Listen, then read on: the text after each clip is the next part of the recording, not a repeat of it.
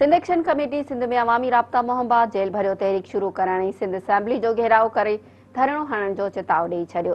Sindh action committee पारां Bairiya town इंतजामिया जी सिंधी वसंदियन ते वालार क़ौमी क़यादत ते केसनि ऐं गिरफ़्तारियुनि ख़िलाफ़ घघर खां ठटे ताईं अवामी राब्ता मुहिम रैली कढी वई।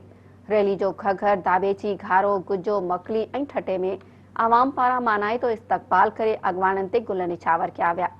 ठटे शहर में मुनाक़द कयल जलसे के खिताब कंदे सिंध एक्शन कमेटी के मरकजी अगवानन सैयद जलाल महमूद शाह, डॉक्टर कादिर मक्सी, रियाज चांडियो, खुदारिनो शाह, नूर अहमद कातियार, नवाज खान ज़ौर, असलम खैरपुरी ऐं ॿियनि चयो त कराची समेत सॼी सिंध जी ज़मीनुनि ते थींदड़ वालार ऐं क़ौमपरस्त अगवाननि ऐं कारकुननि ख़िलाफ़ शुरू कयल कार्रवाइयूं सिंध हुकूमत के महांगियूं पवंदियूं। हुननि जो त अॼु खां 23 जून ताईं लाड़ वारनि 4 ज़िलनि में अवामी राब्ता मुहिम जे सिलसिले में रैली जारी रहंदी, जेका पोइ सिंध जे ॿियनि ज़िलनि जो रुख़ कयो वेंदो। हुननि जो त सिंध हिन वक़्तु जागी रही आहे। SUP जे हिकमत अमली ते ज़ेन शाह गिरफ़्तारी ॾिनी आहे। ज़रूरत पई त समूरी क़यादत ओड़े सिंध एक्शन कमेटी जेल भरियो तहरीक जो आगाज़ बि कंदी।